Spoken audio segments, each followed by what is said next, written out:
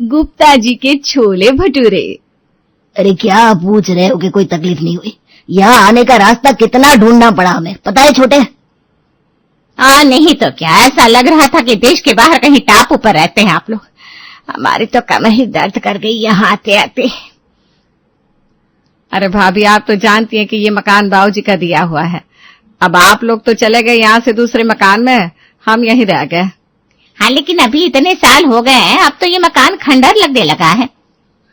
अरे क्या तुम भी भाग्यवान, छोटे के पास इतने पैसे नहीं है जो वो मकान बदल सके। ठीक है, अब हर किसी की अपनी किस्मत है। हमारे पास पैसा था, हमने मकान बदल दिया, लेकिन छोटे ने दो दो बहुओं के आने के बाद भी मकान नहीं बदला। अरे नहीं भैया, ऐसी कोई बात नहीं है। अब तो मेरे दोनों बेटे भी अच्छा खासा कमाते हैं, पैसे की कोई बात नहीं है। अरे छोटे, अब हमसे क्या छुपाना, सब समझते हैं हम। इसीलिए हम कहते थे बाबूजी से कि अब हमें मकान बदल लेना चाहिए। देखो अब कैसे ताया जी बाबूजी की बेइज्जती कर रहे हैं। जब भी दोनों आते हैं तब अपने नए मकान की तारीफ करते रहते हैं और हमारे इस घर को छोटा बताते हैं। अरे हमने तो अब अपने घर में नया कमरा भी बनवाया है। क्या करे, परिवार बड़ा हो रहा है तो जगह भी तो चाहिए। लेकिन तुम्हारा सही है, ना एक्स्ट्रा कोई कमरा, ना कोई मेहमान आएगा है। पर तुम कहीं ये सब कुछ जानबूझकर तो नहीं कर रहे हो कि कोई मेहमान ना आ जाए तुम्हारे घर रहने भूल से? ऐसी कोई बात नहीं है ताया जी, जगह तो मेहमानों के लिए दिल में होनी चाहिए, घर में क्या रखा है। अरे बेटा, अब ये सब ना कहने की बातें हैं, लेकिन तुम लोग भी अपनी जगह पर सही हो। अब मकान है ही इतने महंगे कि लोग क्या कर सकते हैं। अरे ताई जी, अब आप इतना कह रही हैं तो मैं आपको सरप्राइज बता देता हूँ। हमने नारोल रोड पर एक मकान देखा है, इतना शानदार है। बाजार, हाईवे, स्कूल, जिम सब कुछ पास में पड़ता है। नारोल रोड पर वहां के मकान तो बड़े महंगे हैं बेटा। तभी तो, लेकिन अब लेना है तो अच्छा ही मकान लेना चाहिए ना। हम क्यों जंगल में जाकर कोई मकान ले और फिर वहां कमरे बनवाते रहे, है ना पापा? हाँ, लेना चाहिए तो अच्छा ही लेना है, वरना हमें तो ये रोज रोज कमरे बनवाना सही नहीं लगता। बात तो सही है। चलो अच्छा है तुम लोगों ने वहां मकान देखा है, अब हमें भी चलना चाहिए भाग्यवान। अरे हाँ, आपके घर नया कमरा बन रहा है ना, मजदूर आ गए होंगे। जी चलिए जी, चलते हैं। मैं आपको छोड़ाता हूँ ना ताया जी। अरे नहीं नहीं नहीं, सीधा सीधा रास्ता है, कोई दिक्कत नहीं बेटा। अब तो ये खुद भी सीधे हो गए।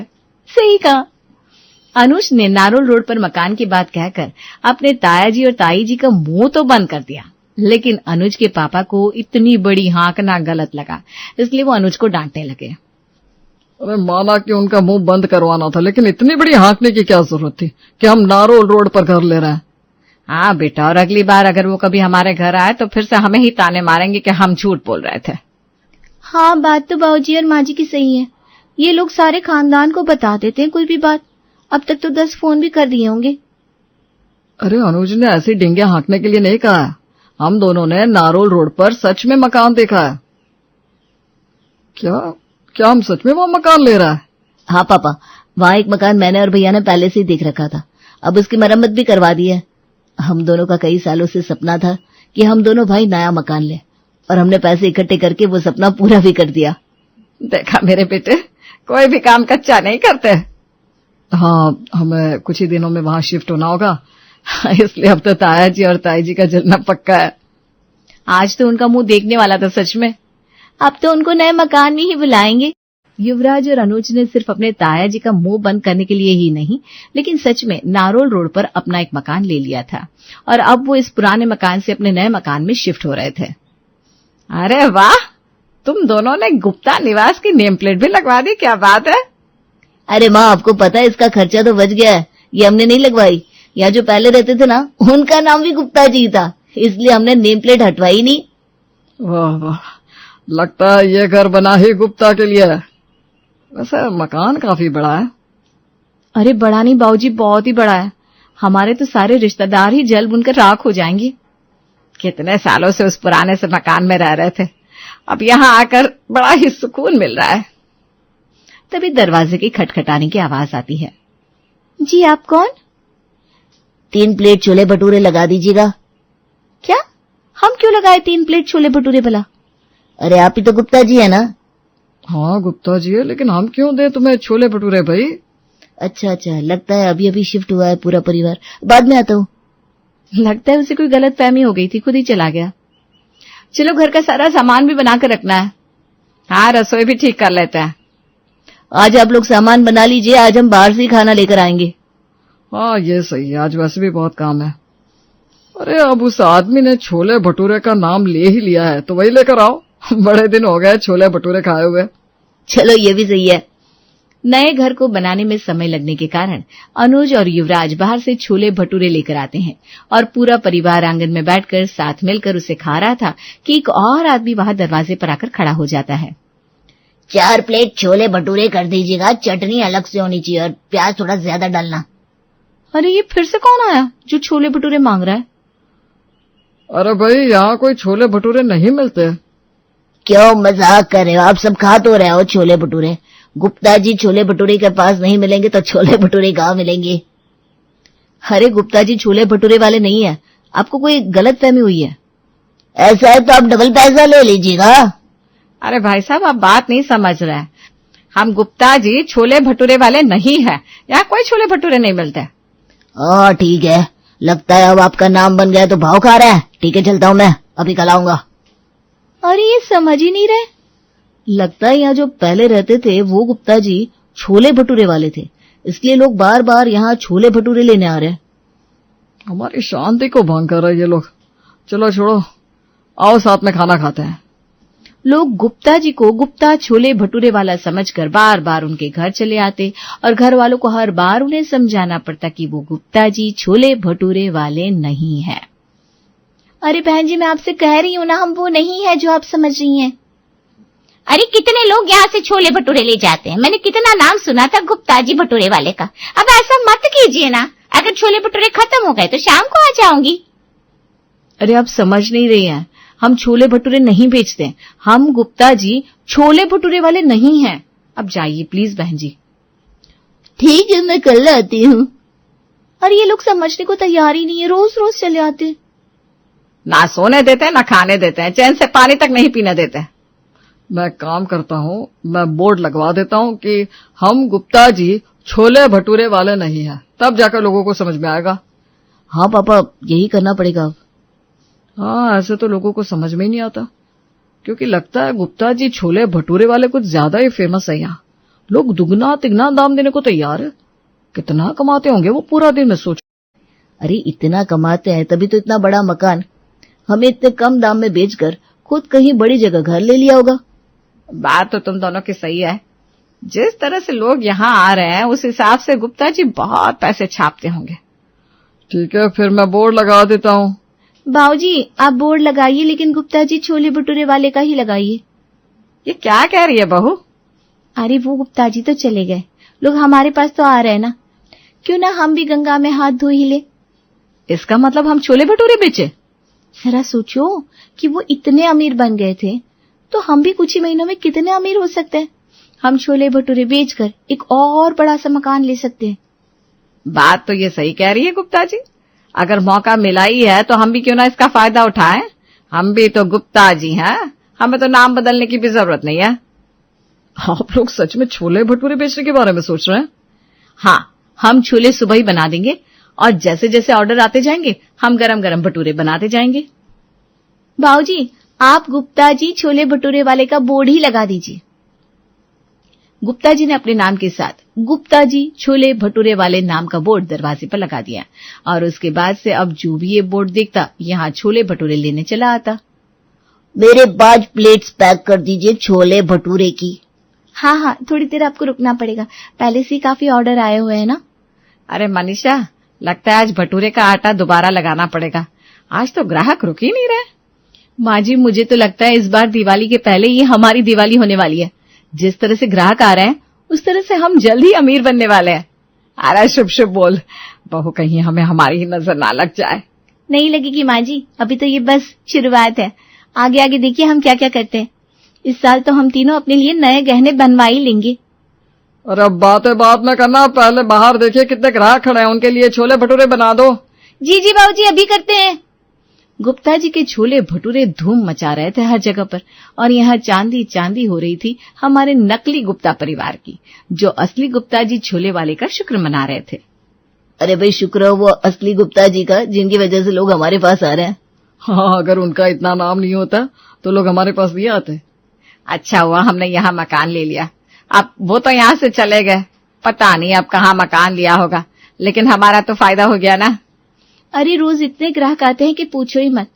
ऐसा लगता है कि लोग गुप्ता जी छोले भटूरे वाले का घर ढूंढ ढूंढ के आते हैं। मैं तो कहती हूँ हमें गुप्ता जी छोले भटूरे के नाम पर एक तो और स्टॉल खोल लेने चाहिए। क्यों? एक स्टॉल तो हम घर के बाहर ही खोल लेता है। जरा सोचो, हमारे यहाँ इतने ग्राहक आ रहे हैं तो असली गुप्ता जी के पास कितने आते होंगे। जहाँ नकली गुप्ता जी का परिवार छोले भटूरे बेचकर इतना खुश हो रहा था, वहीं असली गुप्ता जी की हालत खराब हुई पड़ी थी, क्योंकि उनके सारे ग्राहक तो नकली गुप्ता जी के पास से छोले भटूरे ले रहे थे। न जाने क्या हो गया है, जब से पिछली गली से अगली गली में आए हैं तब से कोई ग्राहक ही नहीं आ रहा यहाँ।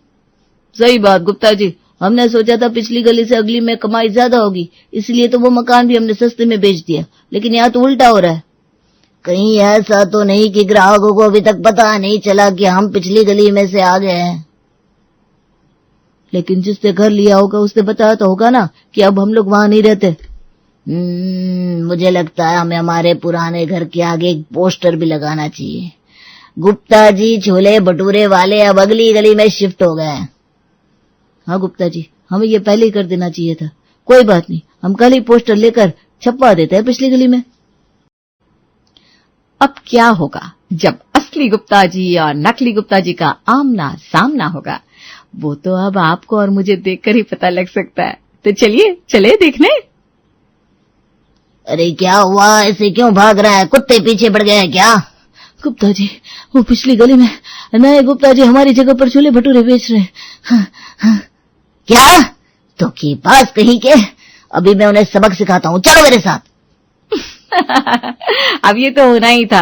जब आप किसी और के नाम से खुद फायदा उठा रहे हो तो आपका सच तो सामने आना ही था। लेकिन हमारे गुप्ता परिवार को अभी इस बात का अंदाजा नहीं था कि उन्होंने आखिर किया क्या था।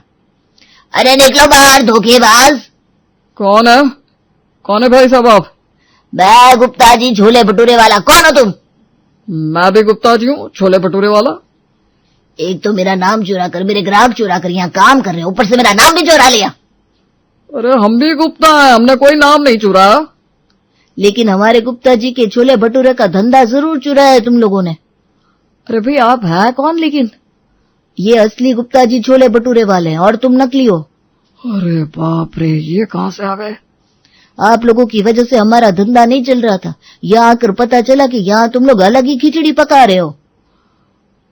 अब तो मैं तुम पर मानहानि का केस लगाऊंगा, मेरे नाम का गलत उपयोग करने के लिए। रुक जाओ तुम लोग। अरे गुप्ता जी, आप गलत समझ रहे हैं, हम ये सब आपके लिए कर रहे थे। मेरे लिए? अरे हमें लगा आप यहाँ से चले गए हैं, इसलिए लोग आपके छोले भटूरे नहीं खा पाएंगे। हम तो बस आपका नाम खराब ना हो इसलिए सब कुछ कर रहे थे। अब हमें पता लग गया है कि आप अगली गली में शिफ्ट हो गए हैं, तो हम ये सब क्यों ही करें, हैं? बताइए। अरे सुनिए सुनिए, आपके हीरो, आपके असली वाले गुप्ता जी अगली गली में रहते हैं, वहां जाइए। हाँ देखिए, हमने तो बोर्ड भी तैयार करवाया था कि हम गुप्ता जी छोले भटूरे वाले नहीं हैं। ठीक है, अब से मेरे नाम पर छोले भटूरे बेचने की कोई जरूरत नहीं है। अरे नहीं बिल्कुल नहीं, हम तो सबको आपके पास ही भेज देंगे। कालू, यहाँ पोस्टर लगा दे, असली गुप्ता जी अगली गली में है।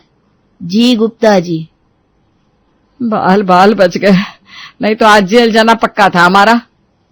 अरे मुझे तो पहले से ये ठीक नहीं लग रहा था, लेकिन आप सब मानने को तैयार ही नहीं थे। भाई आज तो गुप्ता जी छोले भटूरे वाले से हम गुप्ता जी जेल जाने वाले बनने वाले थे। अब बच गए ना बाबूजी, ज्यादा चिंता मत कीजिए। मैं क्या कहती हूँ, हम गुप्ता जी चाट भंडार शुरू करें तो? अरे चुप कर मेरी माँ, हम गुप्ता जी ठीक है, जाओ रसोई में, सिर्फ गुप्ता परिवार के लिए खाना बनाओ, जाओ। बढ़िया, एक गुप्ता जी चाट भंडार खोलेगी। सुमन अपनी शादीशुदा जिंदगी में बहुत खुश थी। सुमन का एक बच्चा, पति और सास थी, जिनके साथ वो अपनी हंसी खुशी जिंदगी बिता रही थी। एक दिन सुमन की माँ माला का कॉल आता है और वो सुमन को घर आने को कहती है। ये सुनकर सुमन अपनी माँ से मिलने चली जाती है और कहती है, माँ क्या हुआ, सब ठीक तो है ना? आपने अचानक से मुझे क्यों बुलाया? हाँ बेटा, सब ठीक तो है। देख, मेरे साथ मेरे कमरे में चल, फिर मैं तुझे बताती हूँ। माला सुमन को अपने कमरे में लेकर जाती है। सुमन बेटा, तू जानती है ना, तेरी छोटी बहन की शादी होने वाली है और शादी के घर में कितने काम होते हैं। 100 लोग आते हैं जाते हैं, ऊपर से लड़की की शादी में कितना खर्चा होता है, ये सब तो तुझे अच्छे से पता है बेटा। हाँ माँ, ये तो है, शादी ब्याह में खर्च तो हो ही जाता है, ना करके भी 1-2 लाख तो लगता ही है। अब कर भी क्या सकते हैं, ये तो समाज का ही बनाया हुआ नियम है ना आप इसे ठुकरा सकती हो ना ही मैं ठुकरा सकती हूँ। हाँ तभी तो। और तू तो ये भी जानती है कि तेरे पिताजी काफ़ी समय पहले गुजर गए थे और इस घर का खर्चा मैं और तेरी छोटी बहन ही संभाल रहे हैं। हाँ माँ, मैं ये भी जानती हूँ, लेकिन ये सारी बातें आप मुझे दोबारा से क्यों बता रही हो? आपको क्या बात करनी है, आप सीधे साफ बताइए ना। देख, इतना कह रही है तो मैं बता देती हूँ। तेरी छोटी बहन की शादी है और मेरे पास इतने पैसे नहीं कि उसकी शादी मैं धूमधाम से करवा सकूँ, और ये सारी बातें मैं तेरे अलावा किसी और से कर भी नहीं सकती। तो मैंने तुझे यहाँ इसीलिए बुलाया है कि तू पैसों से कुछ मदद कर दे बेटा। जिस तरह माँ बेटी के काम आती है, इसी तरह बेटी भी माँ के काम आएगी ना। माँ, आप तो जानते ना, मेरा भी बेटा है, उसकी भी स्कूल का खर्चा, ऊपर से मेरी सास की दवाई का खर्चा, ये सब मेरे पति को ही देखना होता है। एक अकेले की कमाई से कहाँ घर चल पाता है। मैं तो खुद सर से पाँव तक कर्ज में ही डूबी हूँ। अगर मैं ज़रा भी आपकी मदद कर पाती ना तो मैं ज़रूर करती, लेकिन इस समय मुझे माफ़ कर देना, मैं आपकी किसी भी काम नहीं आ सकती। हाँ मैं समझ रही हूँ, लेकिन बेटा थोड़ी बहुत तो मदद कर सकती है ना। आखिर मेरी बेटी तेरी भी तो छोटी बहन लगती है, इतना तो तू कर ही सकती है। माँ, आप बुरा मत मानिए, लेकिन मेरा हाथ सच में तंग है और मैं अपनी छोटी बहन के लिए खुद खर्चा करना चाहती हूँ, लेकिन महंगाई की माँ ने मुझे करने नहीं दिया। आप ना ये सब खुद ही देख लो, और बाकी कोई काम होगा तो वो मुझे बता देना, वो सब तो मैं कर लूँगी। अच्छा, मैं चलती हूँ। सुमन इतना कहकर वहाँ से चली जाती है और अपनी माँ की मदद करने से साफ साफ मना कर देती है। ऐसे ही एक दिन सुमन की माँ उसे फ़ोन करती है। बेटा, तूने कुछ पैसों की बात की अपने ससुराल में? माँ, आप क्यों पीछे पड़ रही हो? अरे यहाँ पैसे हो तब तो मैं आपकी मदद करूँ ना कुछ, लेकिन यहाँ तो खुद पैसे नहीं है। महंगाई इतनी हो गई है कि मैं अपने घर का खर्चा भी नहीं चला पाती हूँ। लेकिन बेटा, अगर थोड़ी बहुत ही मदद कर देती तो तेरी छोटी बहन की शादी अच्छे से हो जाती और तेरी माँ की नाक भी रह जाती। माँ, जितना है उतने में ही कर लो, जितना करोगी ना उतना ही उनका मुंह खुलेगा, और मुझसे तो कोई उम्मीद मत करो पैसों की। बेटा, तू तो ऐसे मत बोल, थोड़ा अपनी माँ के बारे में सोच। मैं बेचारी बुढ़िया कहाँ से पैसों का इंतज़ाम करूँगी, और अपनी बेटी से मदद ना मांगूँ तो कहाँ जाऊँ? माँ, आप समझ क्यों नहीं रही हो? मैं आपसे झूठ थोड़ी ना बोल रही हूँ। अगर मेरे पास पैसे होते तो मैं क्यों नहीं देती, लेकिन नहीं है, क्या करूँ? यहाँ 100 खर्चे हैं, बेटे के स्कूल की फीस, घर का राशन पानी, ये सब भी तो देखना होता है ना। इतना बोलकर सुमन फ़ोन रख देती है। उसके बाद कभी कभी सुमन की माँ का फ़ोन आता तो सुमन वो भी अब अनदेखा कर देती। ऐसा कई दिनों तक हो रहा था। सुमन की माँ काफ़ी ज़्यादा परेशान थी। एक बार सुमन की सास गीता उससे कहती है, बेटा, कुछ दिन पहले अपनी माँ के घर गई थी ना, क्या हुआ? वहाँ सब ठीक तो है? कोई दिक्कत परेशानी तो नहीं है ना? तेरी बहन की शादी भी तो है कुछ दिनों में। जी माँ जी, वहाँ सब ठीक है। वो तो मम्मा को मेरी बहुत याद आ रही थी ना, तो उन्होंने मुझे मिलने के लिए बुला लिया। बाकी ऐसी कोई घबराने वाली बात नहीं है, आप चिंता मत कीजिए। ठीक है बहू, अगर तू बोल रही है तो वहाँ सब ठीक ही होगा।